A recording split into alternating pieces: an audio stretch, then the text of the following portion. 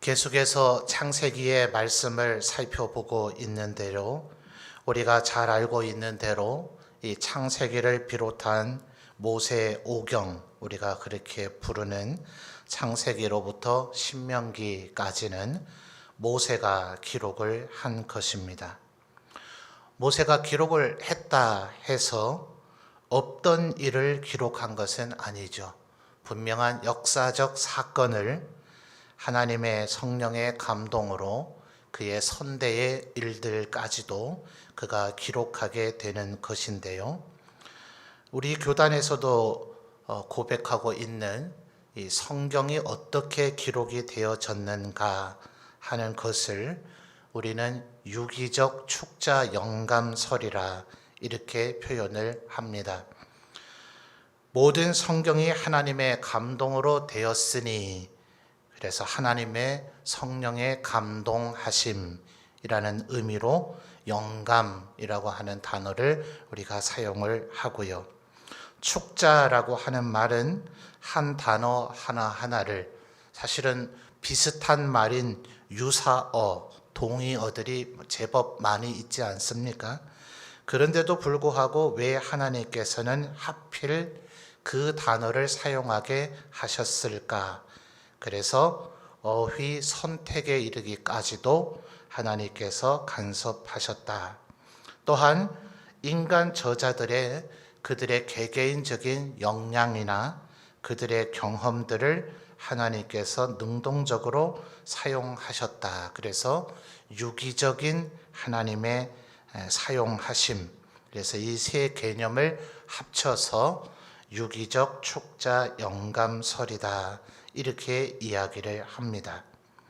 어쩌면 우리 성도님들 대부분 너무나 이미 익숙하게 알고 계실 수도 있는 이 유기적 축자 영감설을 새삼스럽게 다시 한번 설명하는 이유는 오늘 우리가 읽은 21장 1절에서 7절까지의 모세의 시각 혹은 모세의 관점이 바로 그런 전형적인 부분을 두드러지게 나타내주고 있기 때문에 그렇습니다.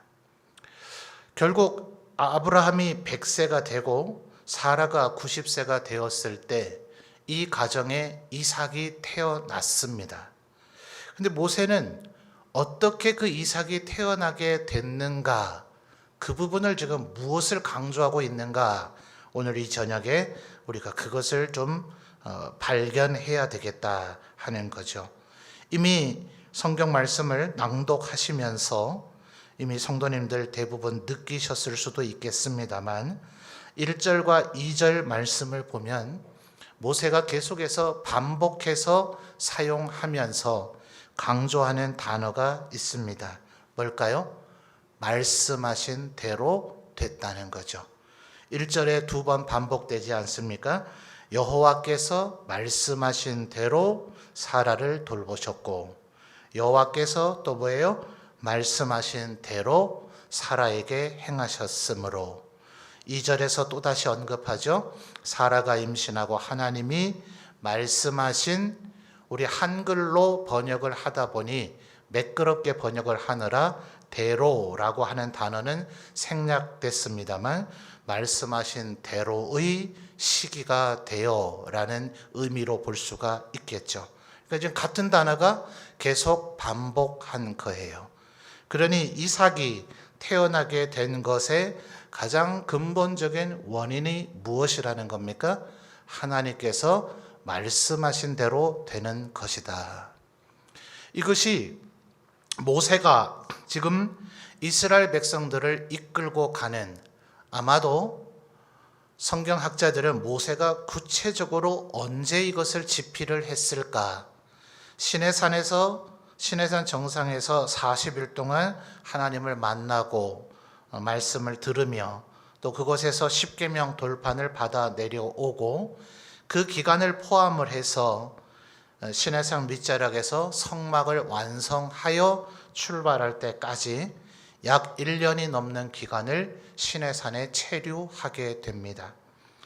성막이야 또 하나님께서 2명의 탁월한 장인을 세우셔서 그들의 진두지휘로 성막을 제작하게 하셨으니 아마도 모세가 그 기간 중에 이 모세오경을 집필했을 수 있다. 또 가데스 바네아에서의 범죄 사건 이후 40년간 유랑을 하면서 또 틈틈이 적었을 수도 있다 하는 거죠. 그러니 모세가 이스라엘 백성들과 함께 애굽에서 가나안 땅을 향해 가는 그 출애굽의 여정 가운데 그 시대의 모세에게도 가장 중요하게 여기는 것이 무엇이겠습니까? 하나님께서 너희에게 가나안 땅을 준다고 하시지 않더냐? 하나님께서는 말씀하신 대로 이루시는 분이다. 하나님이 말씀하셨다면 그것이 반드시 이루어질 것이라는 것을 믿어야 된다. 모세는 이 모세오경을 적으면서 첫 번째의 이 모세오경을 읽는 대중들인 이스라엘 백성들에게 아마도 그것을 강조하고 싶었을 것입니다. 오늘 우리에게 모세가 마치 예수님이 변화산에 계실 때 예수님 한쪽 편에 엘리야와 함께 나타났던 것처럼 이 자리에 모세가 또 나타나서 우리에게 얘기를 한다 하더라도 그는 똑같은 얘기를 할 것 같아요. 하나님께서 말씀하신 대로 이루어질 것이니 이 진리의 말씀을 붙잡고 살라고 말입니다. 그러니 4절 말씀을 보면 이제는 아브라함의 화답이, 일종의 화답이 나타나죠. 자, 4절을 여러분이 다시 한번 읽어봐 주시겠습니까? 4절입니다. 시작.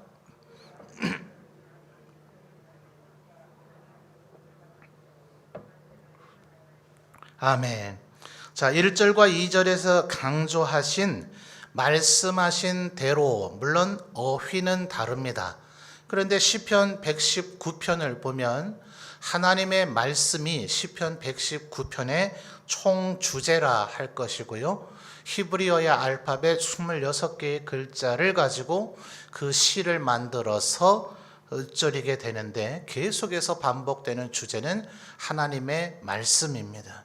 근데 말씀이라고 하는 단어를 176번을 사용하는 것은 아니고 하나님의 말씀, 법률, 명령, 규례 이런 식으로 유사 어휘들을 계속해서 사용하면서 하나님의 말씀이 얼마나 중요한가 하는 것을 노래하는 것이 제일 긴 장으로 되어 있는 시편 119편의 주제입니다. 그러니 그 시편 119편의 표현법대로 하면 4절에 하나님이 명령하신 대로라고 약간 다른 어휘를 사용하기는 했으나 결국 1, 2절에서 모세가 강조하는 하나님이 말씀하신 대로와 똑같은 의미를 지금 모세는 사용하고 있는 겁니다. 하나님께서 말씀하신 대로 우리에게 계약이라 그랬죠. 하나님과 우리 사이에 맺어 있는 것은 언약이요 계약이라 할 것인데 창세기 15장에서 하나님께서는 하늘의 별과 같이 땅의 모래와 같이 자손을 주시겠다.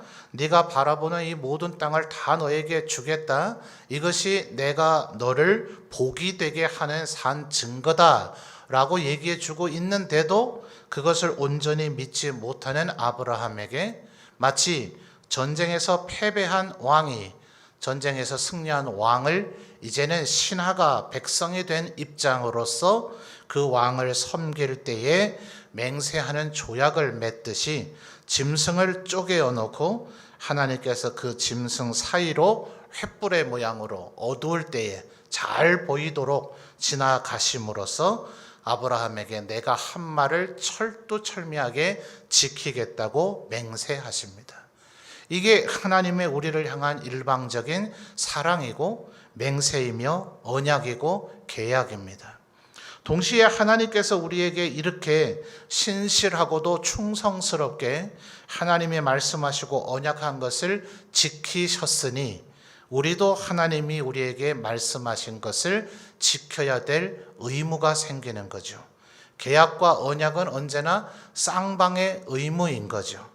신랑과 신부가 결혼을 하면서 내가 당신만 사랑하겠다 이렇게 언약을 하고 결혼을 하는데 한쪽만 그 약속을 잘 지키고 한쪽이 그 약속을 배반해 버린다면 그 결혼이 유지될 수 있겠습니까? 그렇지 않죠.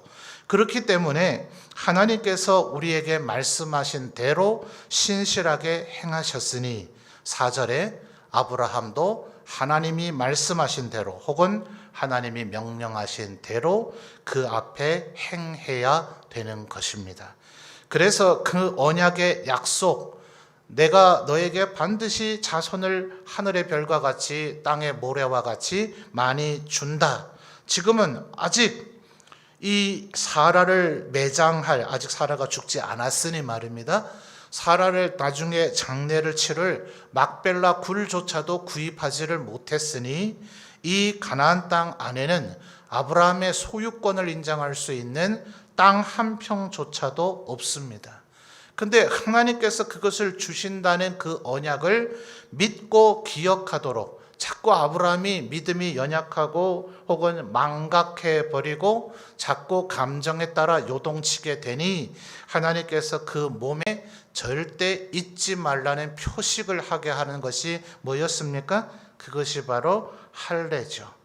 그래서 하나님의 명령을 따라 아브라함이 이삭에게 할례를 행하더라 하는 겁니다. 그 말씀을 기억하며 살겠다 하는 거죠. 그러니 여러분, 사랑하는 성도 여러분, 우리들 날마다 이 다짐을 해야 됩니다. 때로 우리는 넘어지고 쓰러질 것입니다. 우리의 마음속에 결심하고 하나님의 말씀을 순종해 보겠다고 다짐하고 결심하고 노력을 했는데도 불구하고 하나님의 말씀대로 순종하지 못했던 것들이 있을 겁니다. 그때에 마치 아브라함과 그의 후손들이 몸에 할례로 표식을 해놓고 날마다 내가 말씀대로 살아야지 라는 것을 기억하고 다시 다짐하고 결심하는 것처럼 우리도 하나님의 말씀 앞에서 명령하신 대로 내가 살아야 되겠다 이렇게 결심해야 되는 거죠. 물론 태어난 것은 분명히 3절에 이미 이삭이 태어났다 그랬습니다. 그리고 3절 하반절에 이미 태어난 이 아들의 이름을 이삭이라 했습니다.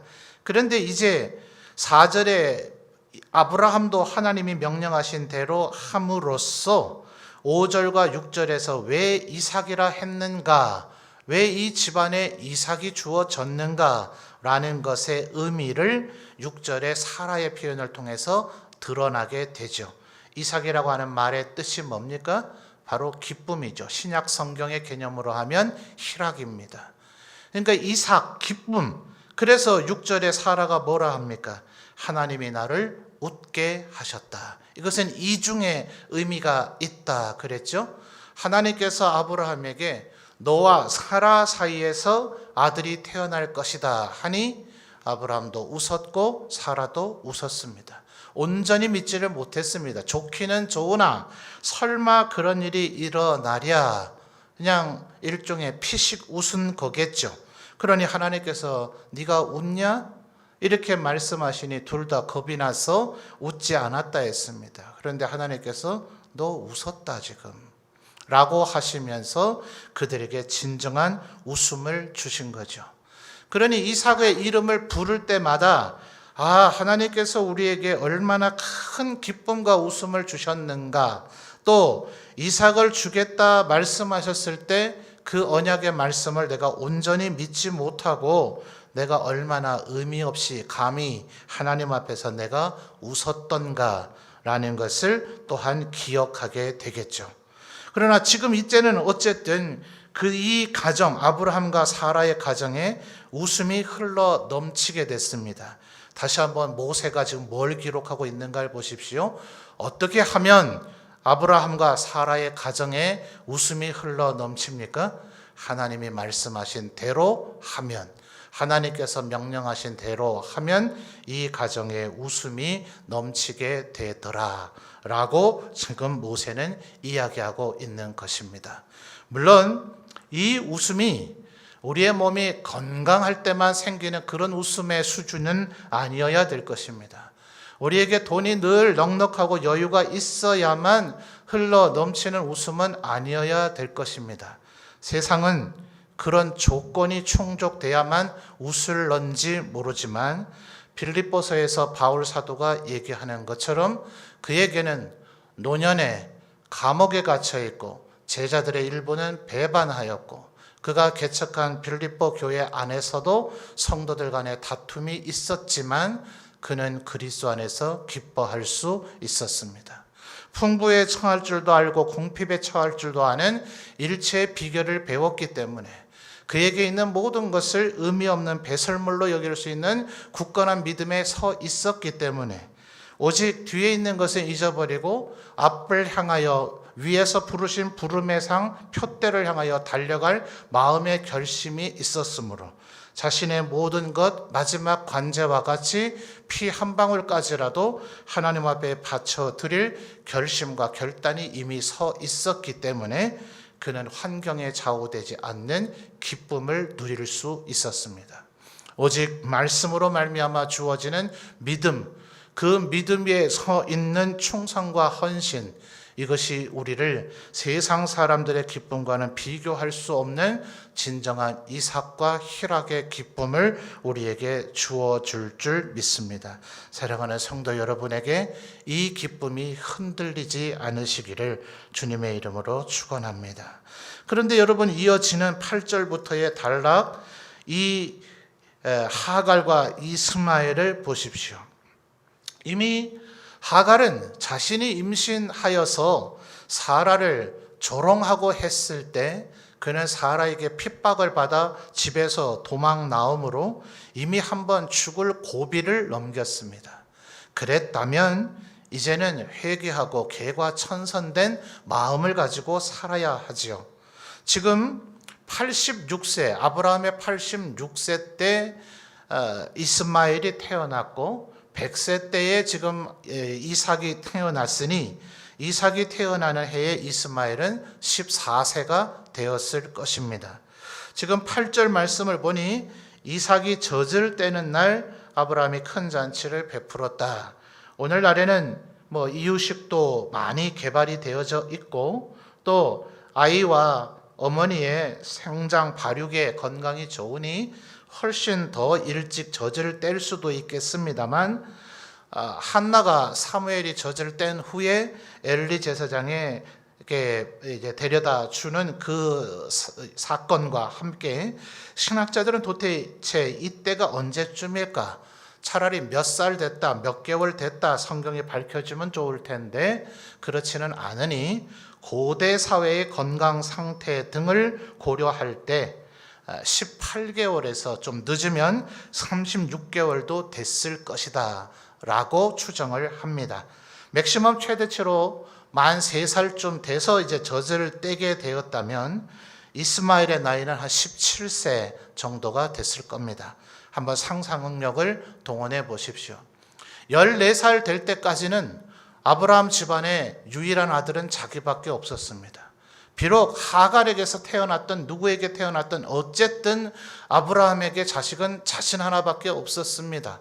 아브라함과 사라가 하나님께서 우리 부부 사이에 애를 주신다고 하셨다. 설마 종들 앞에서 그렇게 얘기했겠습니까? 어르신들의 채신이 있죠. 아마 두 분 사이에 간직되어 있는 믿음과 소망이었을 겁니다. 말하자면 사라의 배가 불러오기 시작하고 이삭이 태어나기 전까지는 충분히 하갈과 이스마엘은 무엇을 꿈꿨을까요? 비록 내가 여종이고 여종의 아들일지라도 이 집안의 모든 것은 이제 곧 나의 것이다. 여러분, 모든 재벌의 집안이나 왕가의 집안에서 형제들 간의 고륙 상쟁이 벌어지는 것이 얼마나 허다한지 우리는 역사의 기록에서 굉장히 쉽게 찾아볼 수 있습니다.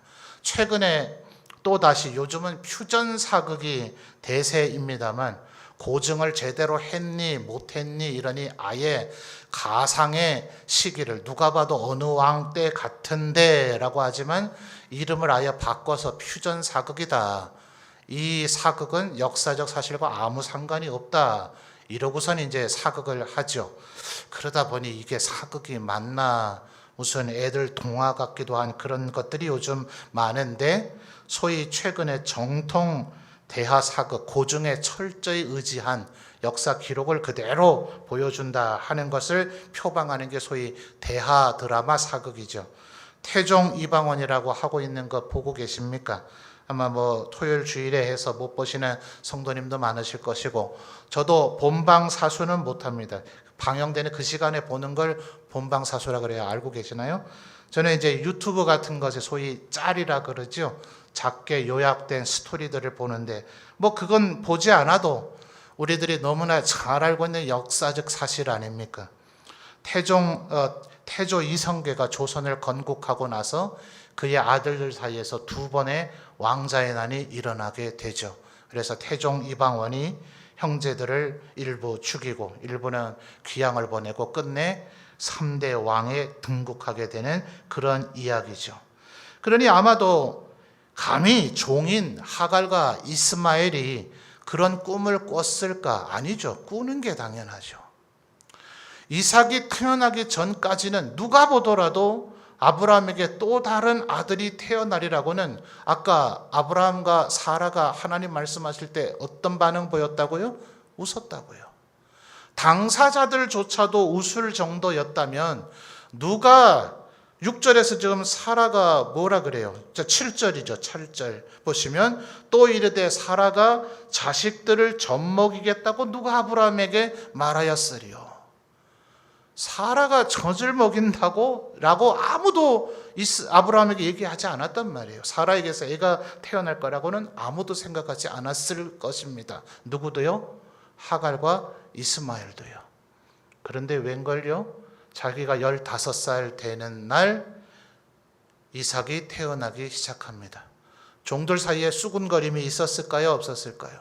이제 이스마엘 어찌 되는 건가? 아무래도 사라가에게서 태어난 이삭, 저 도련님이 이 아브라함의 모든 것을 계승하겠지? 라는 얘기들이 종들 사이에 수군거림이 없었겠어요? 목자들만 318명인 대종족인 집안의 가장의 아들인데요. 그러니 이스마엘에게서 위기감이 충분히 있었을 겁니다. 9절 말씀 보시죠. 사라가 본즉 아브라함의 아들 애굽 여인 하갈의 아들이, 자, 모세가 지금 강조하고 있죠. 그냥 하갈이라고 해도 되는데 9절 보십시오. 사라가 본즉 아브라함의 아들, 누구의 아들요? 애굽 여인 하갈의 아들. 지금 모세는 뭐 하고 있습니까? 출애굽하여서 지금 이스라엘 백성들을 가나안 땅으로 이끌어가고 있어요. 뭐 공교롭게도 애굽 여인인 것 아니죠. 아브라함이 가나안 땅에 처음 들어와서 12장에 흉년이 들어서 애굽에 내려갔다가 그때 얻은 여종 중에 하나가 하갈이었죠. 근데 이 애굽 여인, 애굽은 오늘날의 인도와 일본과 유사해서 사람의 수보다 귀신의 수가 더 많은 나라다라는 평가를 받고 있죠. 얼마나 우상들이 많으면요. 출애굽기에 나타날 하나님께서 10번의 재앙, 굳이 왜 그렇게 하셨는가? 한 번에 그 10가지를 한 번에 얼마든지 쏟아 부으실 수도 있지 않아요? 한 번에 끝내고 이스라엘 백성 끄집어내도 되실 텐데 10번의 반복 학습 효과를 갖죠. 나일강도 너희의 신이 아니고, 팔이 바로 바알 혹은 바알세불의 형상이 바로 팔이라고 그들은 생각했습니다. 개구리도 파리도 이도 그 태양이 결국 빛을 3일 동안 잃어버리죠. 너희들이 신이라 여기는 모든 것들이 하나님 나 여호와가 조종할 수 있는 내 창조물에 지나지 않는다. 하나님께서 그렇게 10번이나 이스라엘인들 뿐 아니라 애굽인들에게도 가르치시는 거죠. 다니엘의 그 포로 시기를 통해서 이스라엘인들만 가르치시는 게 아니라 느부갓네살도 가르치시는 거예요. 열방의 하나님, 온 우주 만물의 유일한 창조자 되신 하나님은 이스라엘인들만 깨달아야 되는 것 아니라 인간이라면 누구나 깨달아야 될 일인 것이죠. 그런데 그 하나님, 바로 그 하나님이 애굽에서 그렇게 자신의 하나님 되심을 드러내셔야 되는 이유는 애굽이 그만큼 영적으로 어두운 우상 숭배가 능한 이들이었다 하는 겁니다. 9절의 하반절에 이삭을 마지막 단어인 놀리느니라는 개역 개정이 되면서 굉장히 순화된 번역으로 바뀌었습니다. 오래 신앙생활 하신 분들 혹시 기억하십니까? 예전 개역 성경은 이스마엘이 이삭을 희롱했다 그랬습니다. 그러니까 아마 희롱했다라는 그 어휘 선택이 좀 더 적절할 것이라고 저는 생각합니다. 많은 신학자들이 주석을 하면서도 그렇게 논평하고 있고요. 혹시 여러분 사촌이나 조카들 나이가 차이가 이 정도 나는 아이를 데리고 논 적이 있습니까? 저는 누나가 5이라서 저하고 한 14살 차이 나는 조카들 꽤 제법 있죠. 저는 재밌게 데리고 놀았어요. 누나나 자영이 가끔 까닭 모를 화를 내더라고요. 그때는 몹시 억울했는데 이제 저도 3명의 아들을 낳아서 아버지가 되고 나자 그때 일이 회상되면서 부모 눈에는 꽤나 위협적으로 보인 순간이 있었겠다라는 것을 이해하던 날이 있었습니다. 자, 희롱하면 됩니까? 안 되죠. 애굽 사람들은 다 행실이 나쁩니까? 아니요, 그렇지는 않죠. 그런데 공교롭게도 이스마엘이 이삭을 희롱하고 위협하고 그를 놀림으로 결국 이들은 쫓겨나게 되더라 하는 겁니다. 쫓겨나서 그들은 결국 죽을 뻔한 위기를 또다시 겪게 됐습니다. 그래서 하갈은 이스마엘이 죽는 것을 참아보지를 못해서 16절에 화살이 날아갈 정도의 거리, 꽤 먼 거리죠. 아마 아들이 보일랑 말랑할 차마 그 죽는 순간을 못 보겠다는 어머니의 찢어지는 심정이었을 겁니다. 그저 16절 하반절에 모든 것을 다 포기하고 소리내서 우니 하나님의 사자가 하늘로부터 내려와서 눈을 밝혀 19절에 샘물을 보게 하고, 이미 옛날 이 이스마엘을 낳기 전 집에서 도망 나와 죽음의 위기를 겪을 때 하나님은 부엘라헤로이에서 이 하갈을 건져주신 적이 있으셨죠. 또다시 그에게 물을 밟게 해줘서 그 아이를 살아나게 해주시고 18절에 큰 민족을 이루게 해주시겠다고 약속도 하시고 20절에 하나님이 그의 아이와 함께 계셔 주시기까지 했습니다. 그래서 신학자들, 신학의 기록과 신약의 기록까지를 정제한 조직 신학자들은 이것을 하나님의 일반 은총이라고 이야기합니다. 하나님께서는 천하 만물의 창조자이십니다. 분명히 바울 사도가 에베소서에서 얘기한 것처럼 하나님은 창세전에 우리 가운데 일부를 선택하시고 예정하셨습니다. 일부는 버려두기로 유기하셨습니다. 그래서 그들을 아예 태어나지 않게 하셨는가? 태어날 때 재앙과 진노 가운데 태어나게 하셨는가? 그들의 일생은 늘 불행하게 하시고 너무나 참혹한 고통 속에 살아가게 하다가 끔찍하게 죽게 하시는가? 그렇지 않죠. 도무지 누가 하나님 앞에 선택을 받았고 누가 선택받지 않았는지를 알 수 없도록 하나님은 사랑이신지라 그의 모든 피조물들에게 일정 분량 이상의 은총을 베풀어 주십니다. 그러니 누구라도 하나님의 뜻에만 순응하면, 하나님의 말씀에만 순종하면, 하나님의 뜻대로만 살아가면 그가 비록 하나님의 선택을 받지 못한 자라 진정한 믿음에 이르지 못해 천국에 가지 않는다 할지라도 그는 이 생의 삶은 부족함이 없이 살 수가 있습니다. 우리의 눈에 이마에 표식으로 보여지는 게 아닙니다. 하나님의 인이 찍혀 있고 누구는 요한계시록의 표현처럼 짐승의 표 666의 표식이 있어서 우리가 알아볼 수 있다면 아예 피하겠죠.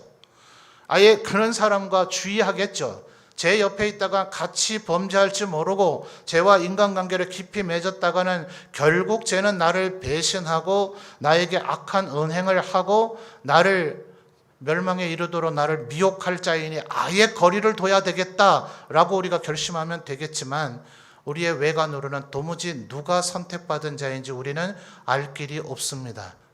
이 세상 가운데서는 하나님의 일반 은총이 택함받은 자나 택함받지 않은 자 모두에게 하나님의 사랑의 햇빛은 그대로 내리어 쬐고 있습니다. 그런데 21절을 보십시오. 끝내 이 곳에서 하나님께서 이렇게 은혜와 은총을 베풀어 주셨는데도 불구하고 21절에 살아나게 된 하갈이 이스마엘을 위한 해결책이 애굽 땅에서 아내를 얻어주더라 하는 거예요. 지금 모세가 기록하고 있다는 걸 다시 한번 강조합니다. 그들은 결국 애굽으로 되돌아가더라. 끝내 보면, 끝을 보면 아는 거예요. 하나님께서 아무리 많이 기회를 주시고, 하나님께서 아무리 말씀을 들려주시고, 하나님께서 아무리 회개할 기회를 주어도 하나님의 선택받은 자는 늘 똑바로만 걷는 것은 아니나 때로 그가 휘청거리고 넘어지고 쓰러질지라도 하나님의 은혜의 광선이 그에게 비칠 때 그는 다시 일어나 정신을 차리게 될 것입니다. 하나님은 끊임없이 은총의 빛을 비추어주고 있지만 그의 마지막 종국의 끝 열매를 보면 그는 결국 하나님께 택함받지 않았던 자였구나 라는 것이 드러나게 될 것입니다. 우리의 인생을 마칠 때까지도 드러나지 않을지도 몰라요. 그러나 심판의 그날에는 명확하게 드러나게 될 것입니다. 여러분, 지금 분명히 제가 전에 말씀드렸듯이 이 하갈이 이스마엘을 낳기 전 이스마엘을 임신한 상태에서도 광야를 헤매다 이와 비슷하게 죽을 뻔한 때가 있었다고 지금 설교 도중에도 말씀을 드렸습니다. 그 장소가 바로 부엘라헤로이라고 말씀을 드렸어요. 그런데 오늘은 바로 그 장소는 아닙니다. 이 장소가 어디입니까? 14절을 다시 한번 보시죠. 14절 여러분이 읽어주십시오. 시작.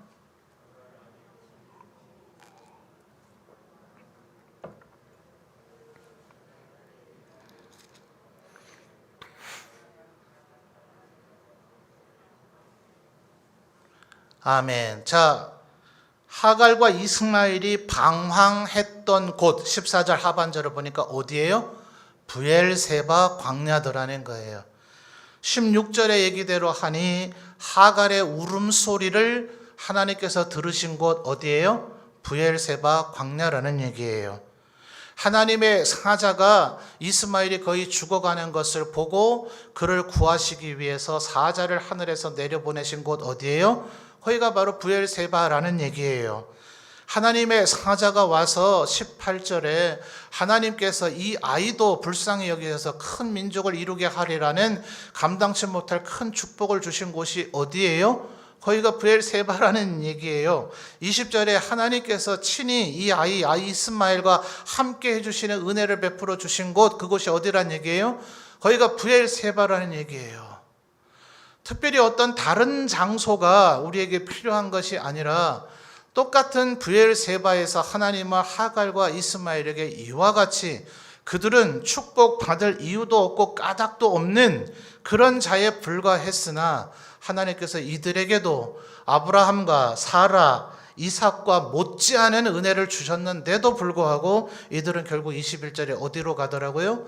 애굽으로 되돌아가더라. 그런데 25절을 보니 이제 이 바로 아비멜렉이 이 아브라함에게 와서 조약을 맺자 그러죠. 그렇게 하는 이유가 뭡니까? 22절 하반절을 보니까 네가 무슨 일을 하든지 하나님이 너와 함께 계시도다. 자, 무슨 일이라고 하는 우리 한글의 번역의 함정에 빠져서 막 살아도 되는가 보다. 악한 일을 해도 하나님이 너와 함께 하신다고 아비멜렉이 보았는가 보다라는 것은 아닙니다. 여기서 말하는 무슨 일이라 하는 것은 여러 일들을 열거하는 표현이지 악한 행실을 막 해도 된다는 얘기는 아니에요. 그것이 바로 25절에 나타나죠. 이미 아비멜렉의 종들이 아브라함의 우물을 빼앗았습니다. 지금까지 아브라함이 얘기했습니까? 안 했습니까? 시시비비를 따진다면 얘기해야 되죠. 우리나라처럼 동네마다 있는 우물이 아닙니다. 어쩌다 발견할까, 일생에 한 집안에서 단 한 번 발견할까 말까한 금광석이나 거의 유전을 발견하는 수준이 이스라엘의 우물입니다. 이 우물을 발견했으면 집안 대대로 지켜나가야죠. 목숨 걸고 싸워야죠. 여러분, 아라비아의 로렌스라고 하는 영화를 혹시 보신 적이 있으십니까? 그게 지난 20세기에 2차 세계대전의 중동 지역의 2차 세계대전을 묘사하는 거예요. 저 멀리서 누가 낙타를 타고 오더니 이 주인공 로렌스를 안내해주고 있는 아랍인을 총으로 쏴 죽여버립니다.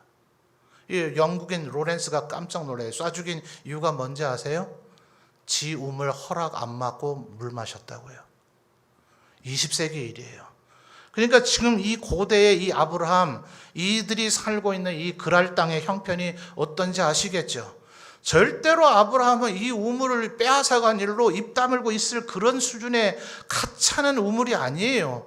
반드시 목숨 걸고 지킬 가치가 있는 것이 우물입니다. 근데 26절에 보니까 뭐라 그래요? 나는 그런 거 시킨 게 아니고 내 종들도 그런 일 했다고 보고한 적도 없고 너도 나한테 얘기 안 했었잖아. 내가 오늘 듣구만. 이렇게 아비멜렉이 얘기할 정도로 아브라함은 바보입니까? 아니죠. 그는 소돔 왕에게도 재물 다 돌려줬어요. 롯에게도 네가 먼저 선택하라고 했어요. 왜요? 하나님이 날 지키신다는 걸 그는 믿었으니까요. 이게 바로 브엘세바가 아브라함에게는 브엘세바가 되고 못지않은 은혜를 받았는데도 불구하고 하갈과 이스마엘에게는 브엘세바가 전혀 브엘세바 되지 못하는 이유입니다. 여러분, 특별한 명당 가야 되는 거 아닙니다. 특별히 은혜 받을 특별한 예배 장소가 있는 게 아닙니다. 어느 교회 가야만 예배 듣는 게 아닙니다. 모르겠어요. 설교자들의 설교에 여러분의 귀에 들리는 게 조금 차이가 있을 수는 있겠죠. 누구나 하나님 말씀 전하고 누구는 공자 말 전하고 누구는 불경 설명합니까? 다 하나님의 말씀입니다. 설교자가 설교를 잘해야 내가 은혜 받는 게 아니고요. 특별히 은혜 받는 교회가 따로 정해져 있는 것도 아니고요. 주일날 오전 11시 예배 시간이 더 은혜 받는 시간도 아니고요. 말씀대로 행하는 자가 그가 서 있는 곳이 브엘세바가 되어질 줄 믿습니다. 말씀대로 행하니 아브라함과 사라에게는 이삭이 주어지더라. 그들에게는 브엘세바가 주어지더라. 똑같은 브엘세바 광야에 있었으나 결국 하나님께서 물도 주셨지만 하갈과 이스마엘은 그곳을 떠나버리고 인내함으로 하나님 바라보며 이 브엘세바에서 살고 있었던 아브라함에게는 그 브엘세바 우물이 결국 아브라함의 것임이 인정되어지는 축복의 결과를 낳게 되더라 하는 겁니다. 사랑하는 성도 여러분, 죄악에 관영한 이 세상에서 살다 보면 때로 힘든 일, 어려운 일도 있겠으나 하나님 말씀 기억하고 그 말씀을 주신 하나님을 의지하고 살면 하나님은 우리의 팔을 드시고 우리에게 이삭과 브엘세바를 주실 줄 믿습니다. 이 하나님을 믿고 의지하며 살아가시는 우리 모든 성도들이 되시기를 바랍니다.